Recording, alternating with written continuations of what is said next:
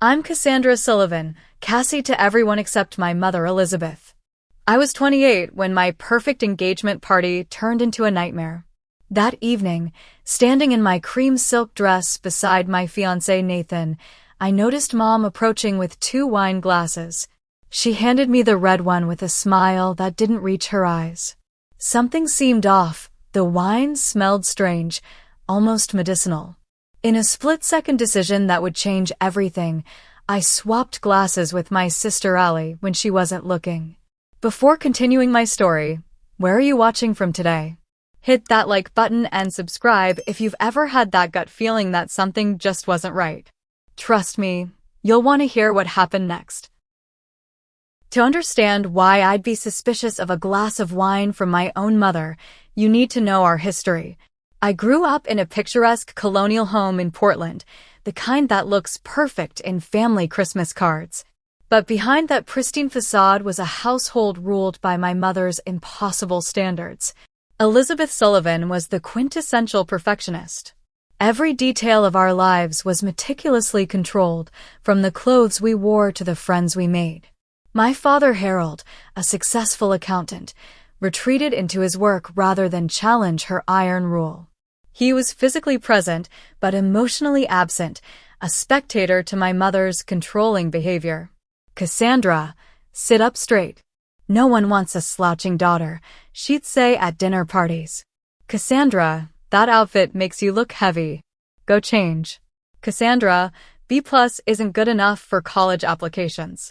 Her criticism was constant, delivered with a smile that fooled everyone but me. My sister Allie was 3 years younger and somehow exempt from Mom's exacting standards. Where I received criticism, Allie received praise. My straight A's were expected, her BS were celebrated. My piano recitals were critiqued, her soccer games were events where Mom cheered enthusiastically from the sidelines. Why can't you be more like your sister? Became a recurring theme. Allie knows how to present herself. Allie understands what's appropriate. It wasn't Allie's fault, she was just as trapped in Mom's dysfunctional dynamics as I was, just on the opposite end of the spectrum. By 16, I'd developed anxiety that manifested in perfectionism that rivaled my mother's. I straightened my naturally curly hair because Mom said it looked unprofessional. I abandoned my passion for photography because it wasn't a serious career path. I dated boys Mom approved of, usually sons of her country club friends, despite feeling nothing for them. College was my escape. I applied to journalism programs across the country, landing at Northwestern, far enough from Portland that surprise visits weren't possible. Those 4 years were transformative. I made real friends like Madison and Heather who liked me for me. I let my curls grow back. I pursued photography alongside my journalism major. I discovered who Cassie Sullivan was without Elizabeth Sullivan's running commentary. After graduation, I landed a job at a digital media company in Chicago. I was writing articles about things that mattered, taking photos that told stories, and building a life that felt authentically mine. At 26, I met Nathan Thompson at a coffee shop near my office. He spilled coffee on my laptop, insisted on buying me a new one, and somehow turned a disaster into our first date. Nathan was everything I never knew I needed: steady, kind, creative in his work as an architect, and completely unthreatened by my success. After 2 years together, he proposed on the Chicago waterfront with a vintage emerald ring that showed how well he knew me. When I called my parents with the news, Dad offered genuine congratulations. Mom's response was tellingly lukewarm. An emerald? How unconventional. I suppose diamonds are rather common these days. Despite Nathan's successful career at a prestigious architecture firm, despite his loving family and our obvious happiness, Mom found ways to express her disapproval. An architect? I suppose that's stable enough. Thompson? Is that English or Scottish? Chicago is so far from family, Cassandra. Planning the wedding meant navigating the minefield of family dynamics I'd escaped years ago. Nathan encouraged me to consider eloping, sensing my stress, but some part of me still wanted my family's blessing. So when Mom insisted on hosting our engagement party, I reluctantly agreed. Nothing elaborate, I told her on the phone. Just close friends and family. Of course, Cassandra, she replied in that tone I knew too well. I understand completely. Within weeks, she'd booked Portland's most exclusive venue, created an elaborate guest list, and begun micromanaging every detail from 3 states away. Nathan watched with growing concern as each phone call left me more anxious. Even Allie, now married to her college sweetheart James and living in Seattle, texted warnings. Mom's gone full momzilla over your party. Brace yourself. I should have listened to them all. I should have trusted my instincts. But some childish part of me still wanted to believe that this time would be different, that my engagement might finally be the thing that earned my mother's unconditional approval. How wrong I was.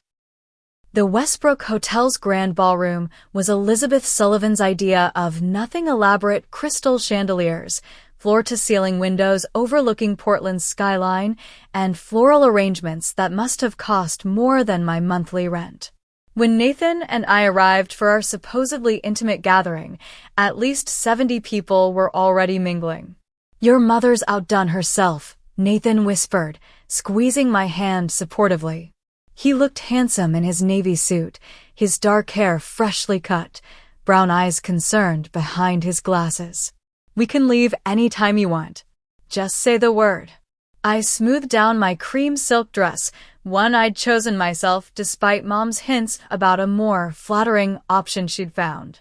It'll be fine, I said, trying to convince myself. Just a few hours, then it's over. Madison and Heather had flown in from Chicago, and seeing their familiar faces among the crowd of my mother's country club friends was a relief. They hugged me fiercely, forming a protective barrier as we caught up. That woman at 3 o'clock hasn't stopped staring at you since we arrived, Madison murmured. Let me guess, your mom? I nodded, watching Elizabeth make her way toward us.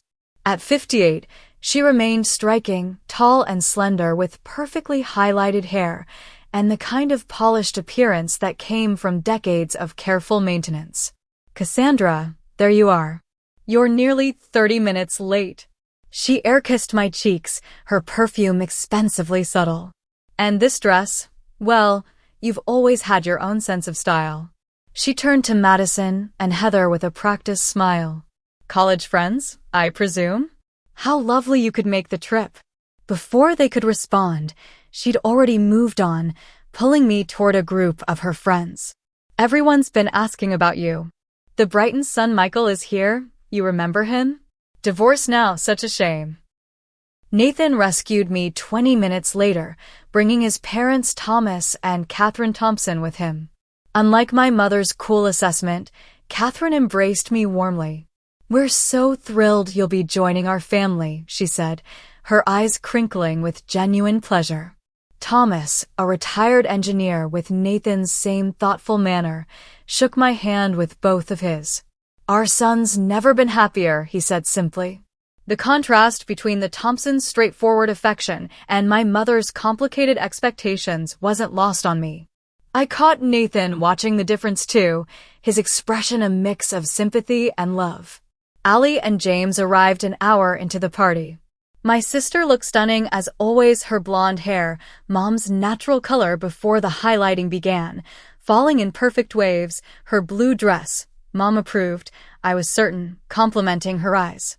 James couldn't keep his hands off her, his arm perpetually around her waist as they moved through the crowd. Cassie. Allie broke away to hug me. This is insane, right? Mom said it would be small. When has Mom ever done anything small? I laughed, genuinely happy to see her. Fair point. How are you holding up? Before I could answer, Mom appeared between us. Allison, darling, you look beautiful. That color is perfect with your complexion. She turned to me. Cassandra, the caterers need direction about the timing for the toast. I told them you'd want to handle it personally. I hadn't planned a toast, hadn't planned any of this, really, but I nodded. Sure, Mom. As she led me toward the catering staff, I overheard her murmuring to Allie, Try to convince your sister to put some lipstick on before the photos, won't you? The party progressed with the polished veneer of perfection that characterized all Elizabeth Sullivan events. I circulated among guests I barely knew, accepted congratulations from my parents' friends, and tried to keep Nathan within arm's reach for moral support. An hour before the party was scheduled to end, I spotted Mom and Dad in what appeared to be a tense conversation near the bar. Dad looked unusually animated, shaking his head firmly, while Mom's expression grew increasingly rigid. When she noticed me watching, she immediately transformed her face into a pleasant smile and said something that made Dad walk away. "Everything okay?" I asked when she approached. "Of course, dear. Your father's just being difficult about the toast." She patted my arm. "I've decided we should do it now, before people start leaving. I've asked the staff to prepare something special." She signaled to a waiter, who began distributing champagne flutes. I found Nathan, and we moved to the center of the room. Dad appeared at Mom's side, looking uncomfortable but resigned. Allie and James joined us, completing the family picture. Mom raised her hand, and the room quieted. "We're so delighted you could all join us to celebrate Cassandra and Nathan's engagement," she began, her voice carrying perfectly. "Harold and I couldn't be prouder." Dad nodded stiffly beside her. I felt Nathan's hand tighten around mine. "Before Harold gives the official toast," Mom continued, though this was clearly news to Dad, "I wanted to offer a special toast just for our immediate family." She turned to a server who carried a tray with 5 glasses, 4 champagne flutes, and 1 glass of red wine. "Champagne gives Cassandra headaches," Mom explained to the puzzled looks, though this wasn't true. I'd never had a champagne headache in my life, so I've selected a special vintage for her. She handed the wine to me with that strange smile, lips curved but eyes watchful, almost anticipatory. The flutes went to Nathan, Dad, Allie, and James. I stared at the dark liquid, suddenly uneasy. The wine's color seemed normal, but when I lifted it to my nose, something smelled off. Not just corked, but wrong. There was an underlying medicinal scent beneath the familiar grape and oak notes. Mom was watching me intently. "A toast," she said, raising her flute. "To new beginnings." Everyone lifted their glasses. In that split second, I made a decision that would change everything. As Allie turned to whisper something to James, I smoothly switched our glasses, placing the champagne flute in my hand and the wine glass in hers. "To new beginnings," we all echoed. Allie, distracted by James, didn't notice the switch. She sipped the red wine as I drank the champagne, feeling my mother's eyes on me the entire time. For the next half hour, the party continued normally. I mingled with guests, posed for photos, and tried to ignore the nagging feeling that something wasn't right. Every few minutes, I'd catch Mom watching me with a puzzled expression, as if waiting for something that wasn't happening. Nathan and I were speaking with his parents when I noticed a commotion across the room. James was supporting Allie, who seemed unsteady on her feet. At first, I thought she might have had too much to drink, but Allie rarely had more than 1 glass of anything. "Excuse me," I said to the Thompsons, already moving toward my sister. Nathan followed close behind. By the time we reached them, Allie's condition had visibly worsened. Her words slurred together as she tried to tell James she felt strange. Her eyes couldn't seem to focus, and a thin sheen of sweat had broken out across her forehead despite the room's cool temperature. "Something's wrong," James said, alarm clear in his voice. "She's only had that 1 glass of wine and maybe half a glass of water." Mom appeared beside us, her face showing what seemed like genuine shock. "What's happening? Is Allison all right?" Before anyone could answer, Allie lurched forward. "Bathroom," she managed to say. I immediately took her other arm, and together James and I guided her through the now-watching crowd toward the ladies' room. We barely made it inside before Allie collapsed to her knees in front of a toilet, violently ill. I held her hair back, exchanging worried glances with James, who hovered anxiously in the doorway. This isn't normal, I said as Ali continued retching. This isn't just alcohol. I'm calling 911, James decided, pulling out his phone. Ali's condition deteriorated rapidly. Between bouts of sickness, she complained of dizziness and numbness in her extremities. By the time the paramedics arrived, she was barely conscious, her breathing shallow and irregular. The elegant engagement party dissolved into chaos. Guests were ushered out as the medical team worked on Ali. They asked rapid-fire questions. What had she consumed? Did she have any allergies? Was she on medication? James answered what he could, but when they asked specifically about the wine, I felt a cold realization wash over me. The wine, I said quietly to Nathan as they loaded Ali onto a stretcher. It was meant for me. I switched our glasses because it smelled strange. Nathan's face paled. Are you saying? I don't know what I'm saying, I interrupted, not ready to voice my suspicions. But something's very wrong. Mom insisted on riding in the ambulance with Ali and James. Dad followed in his car, looking shell-shocked. Nathan drove me to the hospital, neither of us speaking much during the journey. My mind raced with possibilities, each more disturbing than the last. What exactly did you smell in the wine? Nathan finally asked as we parked. Something medicinal. Like cough syrup, but sharper.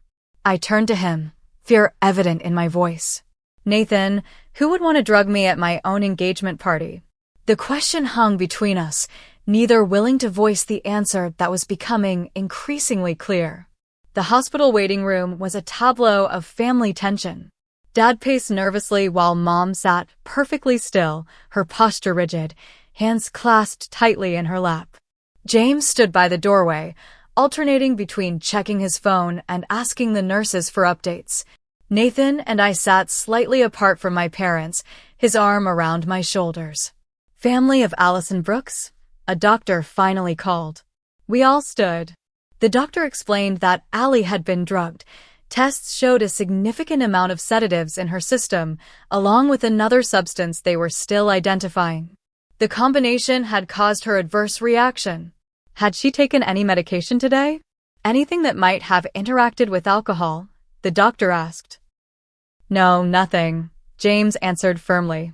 Ali doesn't even take aspirin unless she absolutely has to. Then I'm afraid we're looking at a potential case of intentional drugging, the doctor said gravely. We've already notified the police. Mom let out a small gasp. Dad placed his hand on her shoulder, his expression unreadable. 2 police officers arrived shortly after, taking preliminary statements from everyone. I sat with Nathan, watching the family drama unfold with a growing sense of dread. The pieces were coming together in a pattern I didn't want to acknowledge. I need to tell them, I whispered to Nathan after the officers had spoken with my parents. About switching the glasses. Nathan nodded gravely. I think you do. When the officers approached us, I took a deep breath and told them everything, the strange wine, the odd smell, my split-second decision to swap glasses with Ali. I watched their expressions shift from routine questioning to serious concern. And why did you feel the need to swap glasses, Miss Sullivan?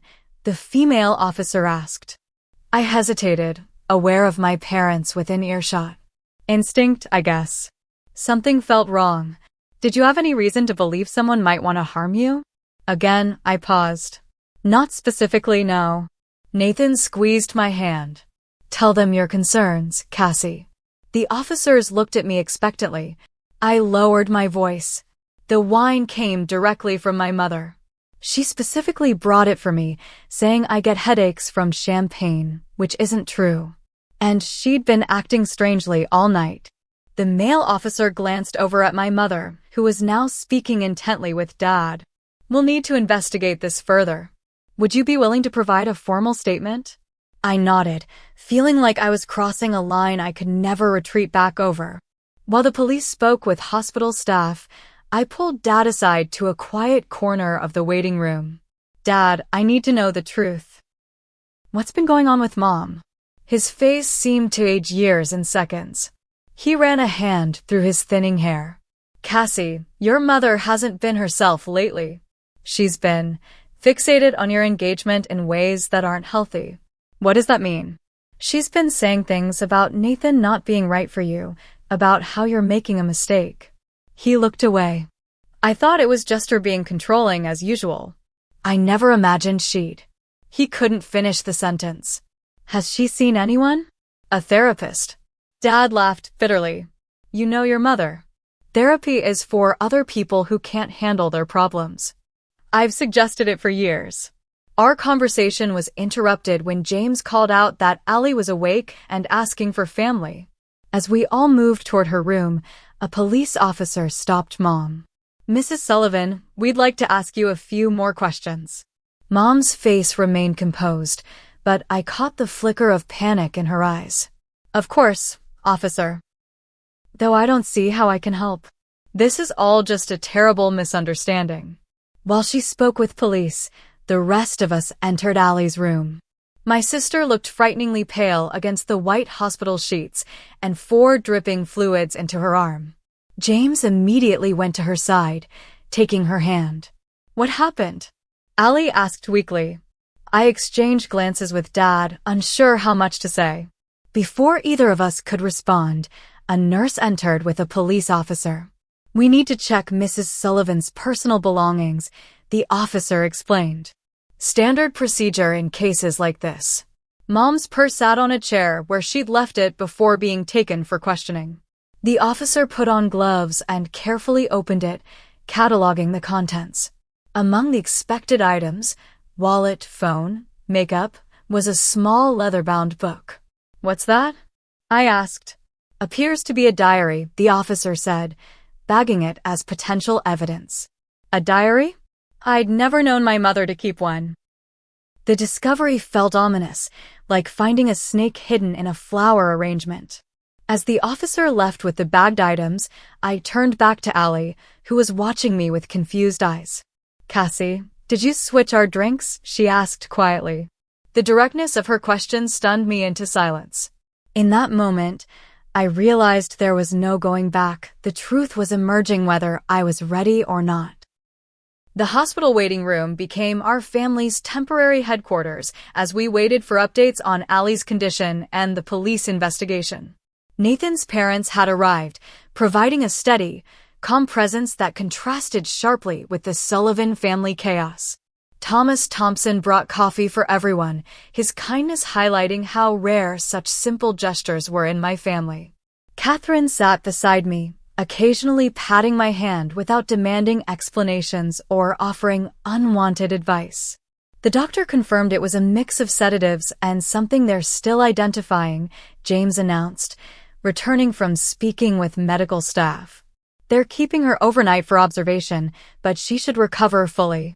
Relief washed over us, followed quickly by the grim reality of why we were there. 2 detectives had replaced the uniformed officers, and they were now interviewing each of us separately in a small consultation room. When it was my turn, I repeated my story. The strange whine, the impulsive switch, the growing suspicion that my mother had intended to drug me. Can you think of any reason your mother would want to incapacitate you, Ms. Sullivan? The female detective asked. She's always been controlling, I replied, but this is beyond anything I could have imagined. We found this in your mother's purse, the male detective said, sliding a photocopy across the table. It was a page from Mom's diary, dated just 3 days earlier. Cassandra continues with this ridiculous engagement. Nathan is completely wrong for her, too soft, too accommodating of her independence. If the party doesn't change her mind, more direct measures may be necessary. Harold is useless as always. I stared at the words written in my mother's elegant script. They confirmed my worst fears while raising new questions. There's more, the detective continued. Earlier entries suggest your mother has been planning to disrupt your engagement for months. Some entries mention specific drugs she researched online. The room seemed to tilt slightly. Has she been arrested? Not yet. We're building our case. Your sister's toxicology report will be crucial evidence. When I returned to the waiting room, Nathan immediately wrapped his arm around me. What did they say? I showed him the diary photocopy. His face darkened as he read it. Cassie, this is serious. Your mother needs help, professional help. I know, I whispered. I just can't believe she'd go this far. Dad was interviewed next. When he returned, his face was ashen. He sank into a chair across from me, looking suddenly old and defeated. Did you know? I asked him directly. About what Mom was planning? No, he said, his voice cracking. But I knew she wasn't well. I've known for years, Cassie, and I did nothing. I just adapted around her behaviors. Made excuses. He covered his face with his hands. This is my fault too. Mr. Sullivan, Nathan said carefully, Elizabeth needs psychiatric help. This goes beyond controlling behavior. Dad nodded, tears in his eyes. They showed me the diary. There were things in there. He trailed off. Things about all of us. Her resentment toward you, Cassie, for escaping her influence. Her fixation on Allie as the good daughter. Her contempt for me. He looked up at me. I'm so sorry. I failed you girls. The police had taken Mom to the station for formal questioning. James had returned to Allie's room, leaving Nathan, my father, and me to process what was happening. I need to see Allie, I said finally. Dad nodded. She's asked for you. When I entered Allie's room, James tactfully stepped out to give us privacy. My sister looked better. Some color had returned to her cheeks, though she still appeared exhausted. Is it true? She asked immediately. Did Mom try to drug you and I got it instead? I sat beside her bed, taking her hand. It looks that way. The police found her diary. She's been planning to sabotage my engagement. Allie's eyes filled with tears. Why? Why would she do that? She's not well, Allie. I think she hasn't been for a long time. But I never saw it, Allie whispered. She was always so normal with me. So loving. I squeezed her hand. That's because you were the good daughter who did everything she wanted. I was the one who fought back, who left. I didn't know it was that bad for you, Allie admitted. I thought you were just being dramatic when you complained about her. The hurt of that statement, of years being dismissed as dramatic when I was actually being abused, hit hard. But this wasn't the time for that conversation. It doesn't matter now. What matters is that you're okay and that Mom gets help. Allie looked at me with new understanding. You saved me, you know. The doctor said with my lower body weight, if I'd had the full dose she intended for you, it could have been much worse. I hadn't considered that how my split-second decision might have actually prevented an even greater tragedy. The thought was sobering. We sat in silence for a moment, two sisters recalibrating their shared history in light of new revelations. What happens now? Allie finally asked. I don't know, I answered honestly, but things can't go back to the way they were. As if on cue, there was a commotion in the hallway. Raised voices, one of them unmistakably our mother's, echoed through the door. I demand to see my daughter. Mom was saying. This is ridiculous. I've done nothing wrong. The door burst open, and there she was, Elizabeth Sullivan, perfectly put together despite the circumstances, her face a mask of righteous indignation that faltered only slightly when she saw Allie and me together. It was time for the confrontation I'd been avoiding my entire life. Allison, darling, are you all right? Mom rushed to Allie's bedside, completely ignoring me. This whole situation is a terrible misunderstanding. Allie shifted away from her touch, a subtle movement that didn't go unnoticed. Mom's eyes narrowed slightly before her expression smoothed back into concern. Mom, I said firmly, standing my ground.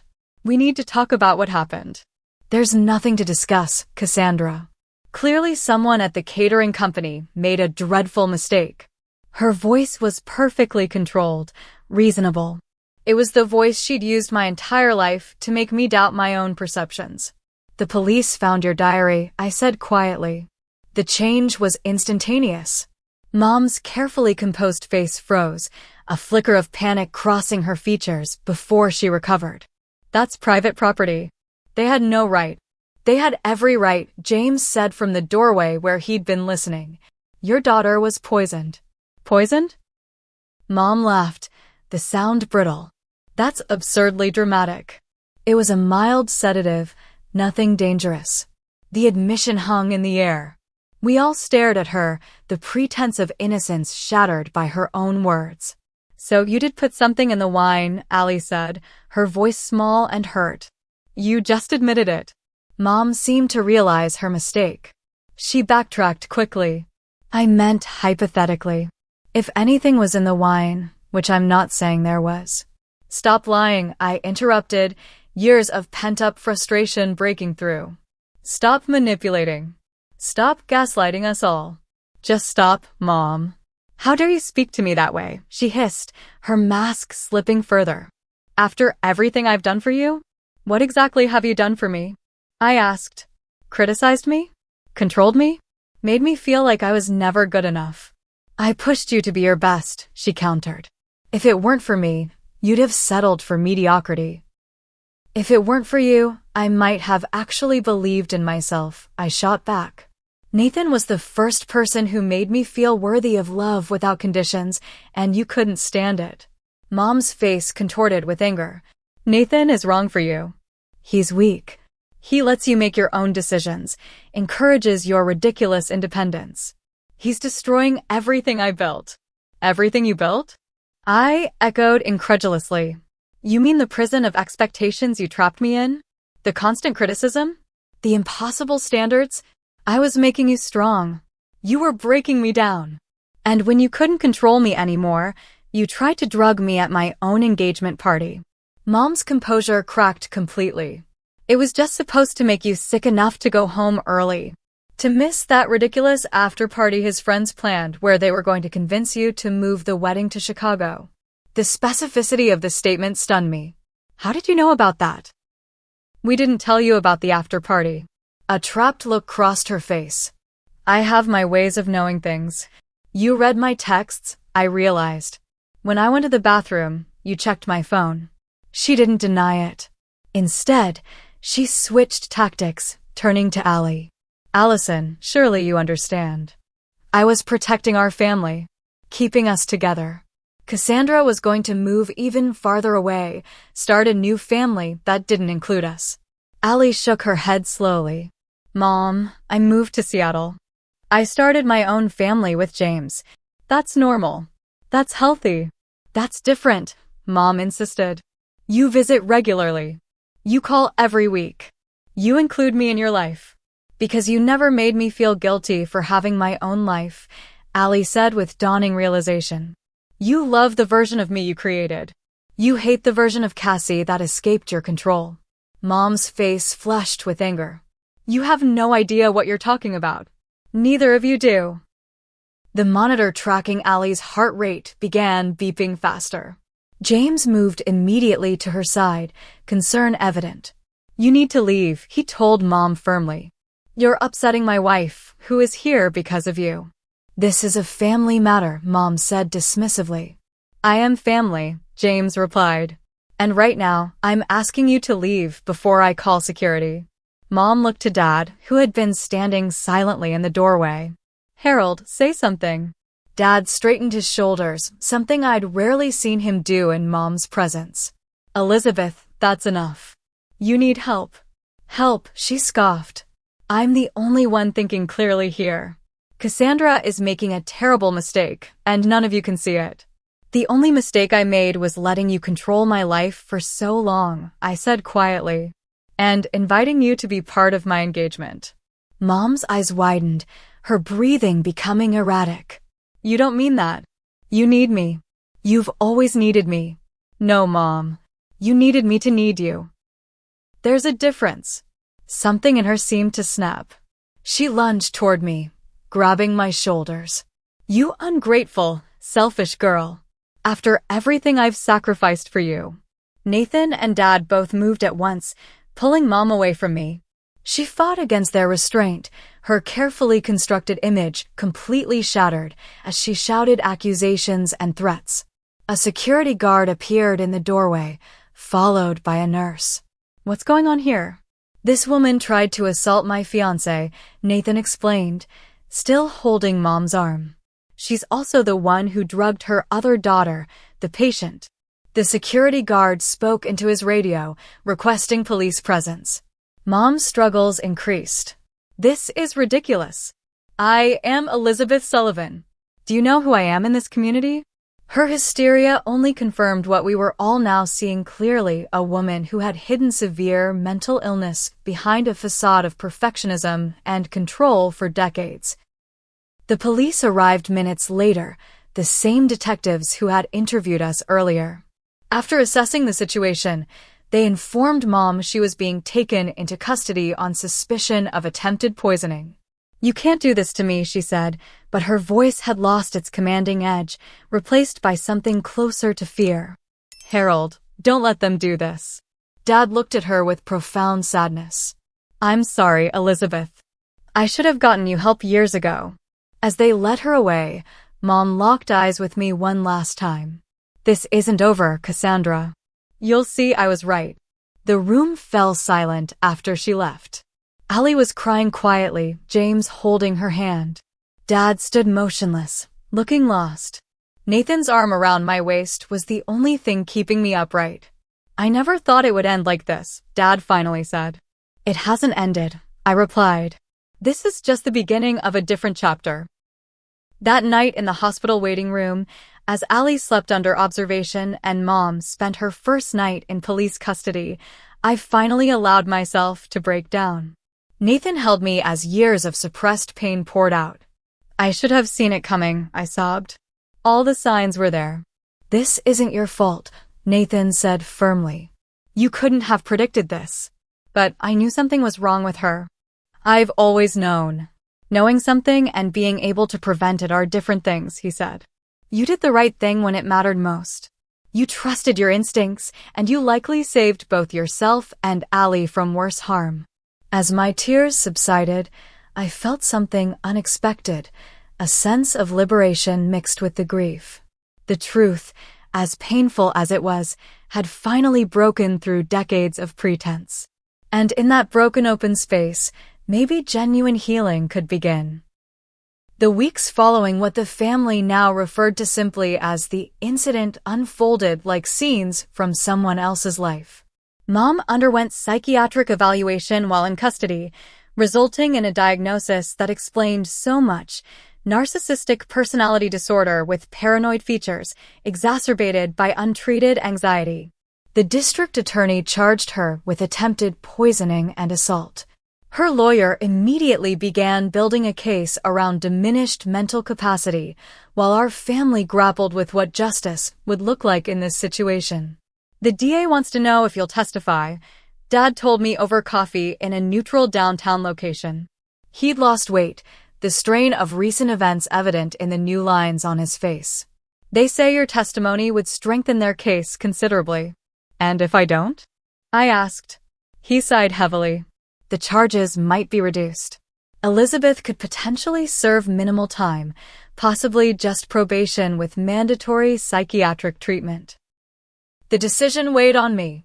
Part of me wanted accountability, consequences for years of emotional abuse culminating in that final dangerous act. Another part recognized my mother was ill, had likely been ill for most of my life. "What would you do?" I asked Dad. He stared into his coffee cup. "I failed you girls by enabling her behavior for decades. I'm not the person to advise you on this." "You're still my father," I said quietly. He looked up, eyes damp. "Then as your father, I'll say this. Whatever you decide needs to be for your healing, not for punishment or revenge. Those won't bring you peace." Nathan's parents had invited us to stay with them while in Portland, offering a sanctuary from the media attention the case had attracted.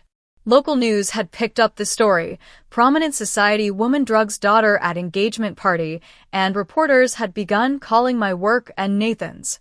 "We should go back to Chicago," I told Nathan one evening. "I can't hide here forever." "Are you sure you're ready?" he asked, concerned. "No," I admitted. "But I need to reclaim my life. And I need to use my journalism background to get ahead of the story before it defines me."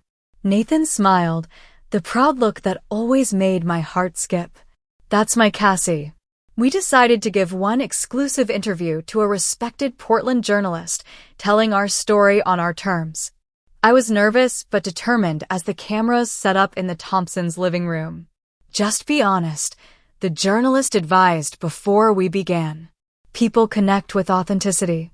So I was honest about growing up with a mother whose love was conditional, about escaping to build my own life, about the engagement party that exposed decades of dysfunction. I didn't vilify Mom, instead emphasizing her untreated mental health issues and the family's hope for her recovery. The piece aired a week later to a sympathetic response. Messages of support flooded my social media, many from people with similar family experiences. Rather than feeling exposed, I felt validated.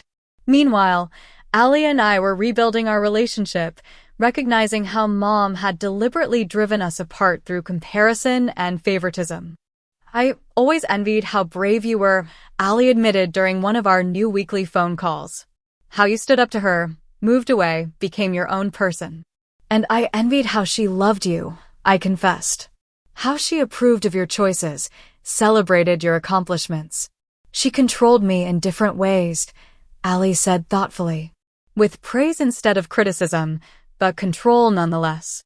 I'm only now recognizing it." James and Nathan had formed their own alliance, the two men who loved the Sullivan sisters supporting each other through the family crisis. They arranged a weekend getaway for the four of us at a coastal cottage, away from legal discussions and family drama. Walking along the beach with Ali while our partners prepared dinner, I felt closer to my sister than ever before. "Do you think Mom will ever change?" she asked, watching the waves. "I don't know," I answered honestly. Personality disorders are difficult to treat, especially when the person doesn't fully accept their diagnosis. "Dad's filing for divorce," Ali said. "Did he tell you?" I nodded. "After 40 years. I can't imagine how hard that decision was. He's looking at apartments. Asked for my help choosing furniture." She smiled slightly. "He's never made those decisions before. He's finding himself, just a few decades late." We walked in comfortable silence for a while. "I've been thinking about the wedding," I finally said. "Nathan and I are considering something smaller. More intimate. Not the extravaganza Mom was planning?" Ali teased. "God, no. Maybe just close friends and family on the Chicago waterfront where he proposed." "I think that sounds perfect." As legal proceedings continued, I started therapy to process my childhood and the recent trauma. My therapist specialized in adult children of narcissistic parents, helping me understand patterns I'd never recognized. "You developed hypervigilance," she explained during one session. "Always watching for signs of disapproval, anticipating criticism before it came. That's why you sensed something was wrong with the wine when others might have missed it. Your survival instincts were highly tuned." "So my anxiety actually saved me?" I asked. "Your awareness did," she corrected. "And now you can channel that awareness more healthily, without the constant fear." The preliminary hearing was scheduled for early September. I flew to Portland, Nathan by my side, to give my deposition. Mom would be present, our first encounter since the hospital confrontation. She looked smaller somehow, her designer clothes replaced by something simple and beige, her hair lacking its usual perfect styling. Our eyes met across the conference room, and I was surprised to feel pity rather than fear or anger. Her lawyer had negotiated a plea deal: guilty on reduced charges, mandatory psychiatric treatment, probation, and a restraining order preventing contact with me unless I initiated it. It was as fair an outcome as possible, I thought, consequences paired with treatment. When asked if I wanted to make a victim impact statement, I declined. What could I possibly say that would change anything now? As we left the courthouse, a reporter called out, "Cassandra, do you forgive your mother?" I paused, considering. "Forgiveness isn't a moment. It's a process," I finally replied. "Right now, I'm focused on healing." Back in Chicago, Nathan and I resumed wedding planning, this time on our terms. A small ceremony, 40 guests maximum, with Madison as my maid of honor and Allie as a bridesmaid. No elaborate decorations or society expectations, just authentic celebration. Are you inviting your mother? Madison asked hesitantly while helping me choose a simple white dress that felt right. No, I said without regret. The restraining order prevents it, but honestly, I wouldn't anyway. This day needs to be free from that anxiety. And your dad? I smiled. Yes, he's walking me down the aisle. He's different now, going to therapy himself, learning to be more present. It's like meeting a new version of my father. 6 months after the engagement party, our lives had transformed in ways I never could have predicted. Mom was in a residential treatment facility, Dad was learning independence in his small Portland apartment, and Allie and I spoke almost daily, our relationship stronger through shared understanding. Nathan and I had emerged stronger too. You know, he said one night as we finalized our guest list, I fell in love with you because of your strength. Now I've seen exactly how strong you really are. I kissed him, grateful beyond words for his unwavering support. We're going to be okay, aren't we? More than okay, he promised. We're going to be extraordinary. And for the first time in my life, I believed that future was possible, a life defined not by fear and approval seeking, but by genuine love and hard-won wisdom. On a perfect October afternoon 6 months after the engagement party that changed everything, Nathan and I stood beneath a flower-covered arch on the Chicago waterfront, exchanging vows surrounded by the people who truly loved us. Madison and Heather beamed from the bridal party, while Allie stood proudly as my matron of honor, her relationship with me now built on mutual respect rather than our mother's manipulations. Dad walked me down the aisle, sober in more ways than one. Weekly therapy and a support group for partners of people with personality disorders had helped him find his voice. When he placed my hand in Nathan's, he spoke clearly, I give my blessing to this union of equals. For simple words that acknowledged the healthy relationship Nathan and I had built, something he and Mom never had. Elizabeth Sullivan was not present, physically or spiritually. The restraining order remained in effect, but more importantly, I had finally built the emotional boundaries I'd needed my entire life. She continued treatment at a private psychiatric facility, sending occasional letters through her lawyer. Some expressed remorse, others revealed she still couldn't fully accept responsibility. I read them, acknowledged them, and filed them away, no longer allowing her words to dictate my emotional state. After our honeymoon in Portugal, Nathan and I settled into our Chicago apartment, planning a future based on mutual support and honest communication. We discussed having children someday, both committed to breaking the cycles of dysfunction that had shaped my childhood. I'm terrified of becoming her, I admitted one night. You won't, Nathan said with certainty. You're already doing the work to make sure of that. The work he referred to as ongoing therapy, boundary setting, and conscious awareness of inherited patterns. I'd learned that healing isn't a destination, but a practice, something that requires daily commitment and self-compassion. Allie and James visited regularly, our sisterhood flourishing now that we understood how we'd been pitted against each other. It's like I have a new sister, she told me during one visit, but with all our shared history intact.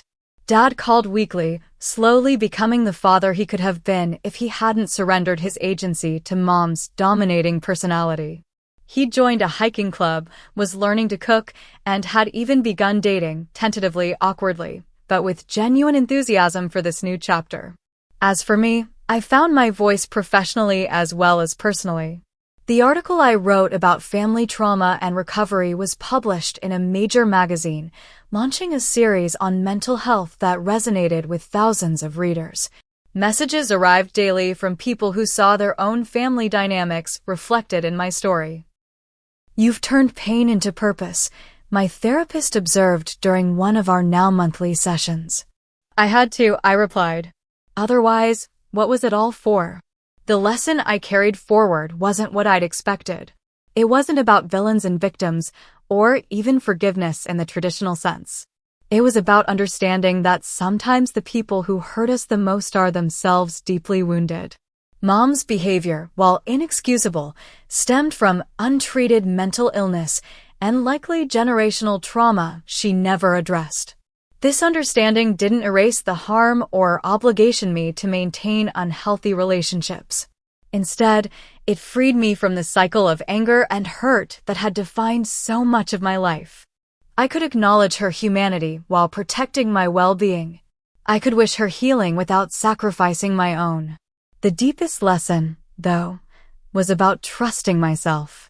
If I hadn't listened to that instinct about the wine, that quiet voice warning something was wrong, the outcome could have been devastating. My mother had spent decades training me to doubt my perceptions, to prioritize her reality over my own. In that crucial moment, I chose to trust myself instead. Now I make that choice daily. I listen to my intuition. I honor my boundaries. I surround myself with people who see me clearly and love me completely. Sometimes family is who you choose, not who you're born to.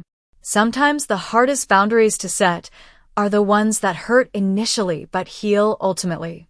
Sometimes the bravest thing you can do is acknowledge that a relationship is toxic, especially when it's with someone who should have loved you unconditionally. I don't know if Mom and I will ever have a healthy relationship. That depends on her journey as much as mine. What I do know is that I'm no longer waiting for her approval or living in fear of her criticism. My worth isn't determined by her perception. My happiness isn't contingent on her acceptance. That, perhaps, is the most profound freedom of all. Have you ever had to make a difficult decision to protect yourself from someone who is supposed to care for you? Has your intuition ever saved you from a dangerous situation? I'd love to hear your stories in the comments below. Remember, sharing our experiences helps others feel less alone in their struggles. And if my story resonated with you, please like, subscribe, and share it with someone who might need to hear that it's okay to trust their instincts and set boundaries, even with family. Thank you for listening, and remember, your story matters, your feelings are valid, and you deserve relationships that bring peace, not pain.